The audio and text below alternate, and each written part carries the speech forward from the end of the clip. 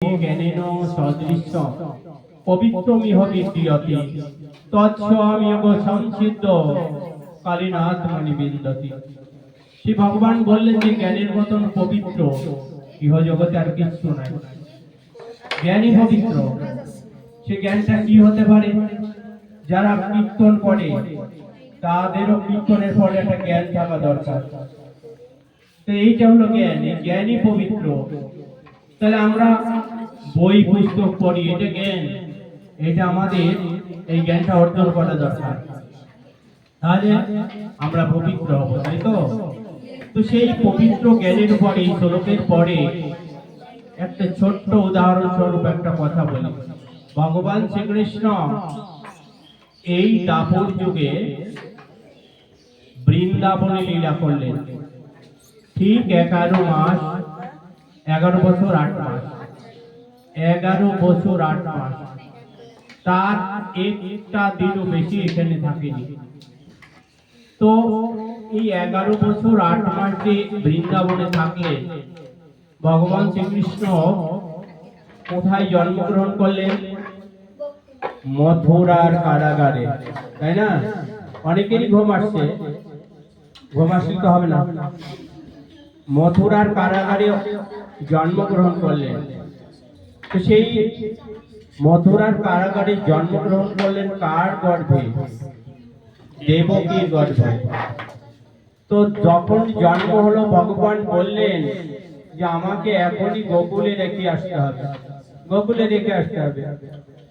তাহলে জন্ম হলো, মা একটু সন্তানকে দেখবে, স্তন দুগ্ধ পান করাবে, কিন্তু সেটা আর হচ্ছে না। ভগবান আদেশ করেছে এখনই রেখে আসতে হবে।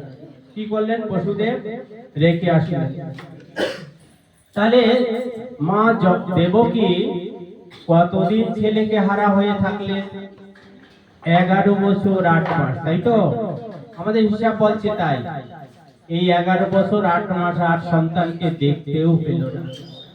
দেখতে গেলেই সমস্যা, কংস সন্দেহ করবে, তাও তো কংস সন্দেহ করে ফেলেছে, মানে ঠিকানা পেয়ে ফেলেছে।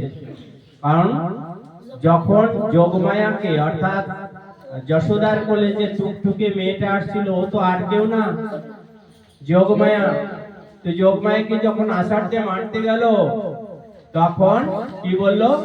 হাতের দিয়ে ছুটে গিয়ে শূন্যে উঠে অট্টহাসিতে বলল, হে মূঢ় কংস, তুমি যারে বধ করতে চাচ্ছ সে কিন্তু গোকুলে বাড়ছে, মানে তোমার যে বধিবে সে কিন্তু গোকুলে বাড়ছে, মানে গোপনে চলে গেছে। ভগবান বললো যে আমার গোপনে রেখে এসো। কিন্তু যোগমায়া কি করলো? ফাঁস করে দিল যে তোমার যে বধ করবে সে কিন্তু গোকুলেই বাড়তেছে। এই যে মারার জন্য তার পিছনে কত অসুরদের পাঠালো, সবাই কিন্তু একে একে মৃত্যুবরণ করলো। পুতনা গেল, অগাসুর, বকাসুর, এমনি ভাবে সবাই গেল, কেউ ফিরে আসে।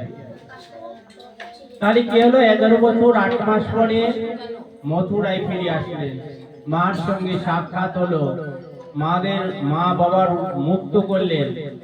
তারপরে উগ্রসেনের পরে রাজত্ব দিয়ে উনি চলে গেলেন কোথায়? দ্বারকায়।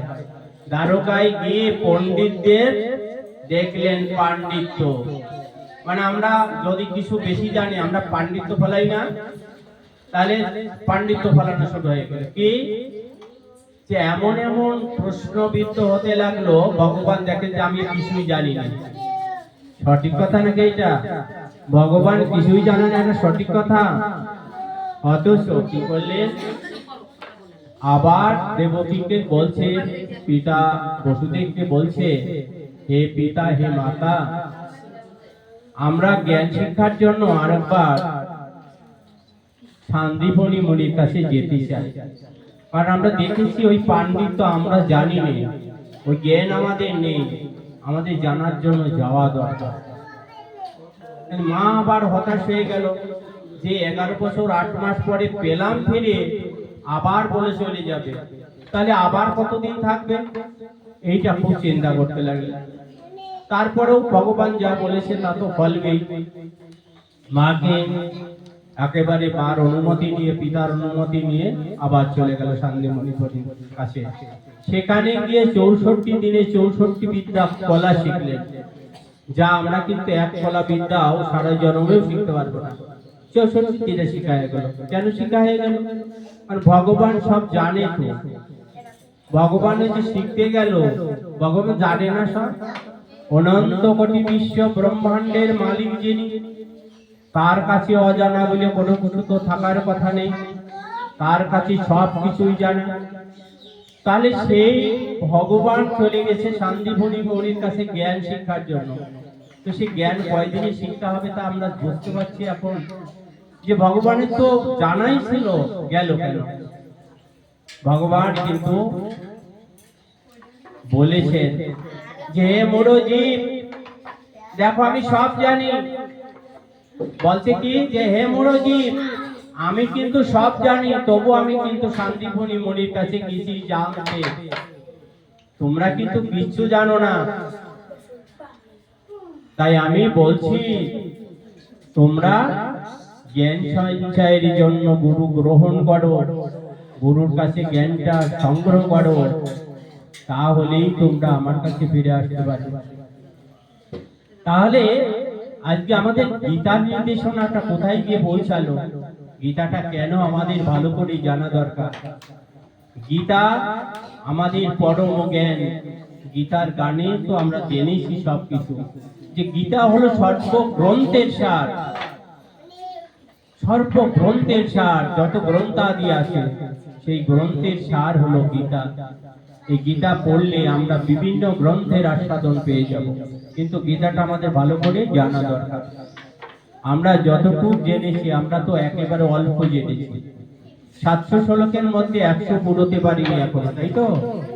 কেবল 100 টিকে যাচ্ছে। তো তাহলে অনেকটা দেরি আমাদের, কিন্তু যতটা শ্লোক আমরা জানলাম, সেই শ্লোকগুলো বোধহয় আমাদের কথাই বলছে, আমাদের কথাই বলছে। তাহলে আমাদের কথা যদি বলে ভগবানের কাছে কিভাবে যেতে হবে, সেই পথ যদি নির্দেশনা দিয়েই থাকেন গীতাতে, তাহলে আমার গীতার স্মরণটা আমাদের নেওয়া দরকারি। তো যাই হোক, আমি আর কথা বাড়াচ্ছি না, যেহেতু সময়টা একটু পার হয়ে গেছে অনেকটা। আমি কীর্তনিয়াদেরও বলবো যে তোমরা কীর্তনটা একটু লম্বা করবে না।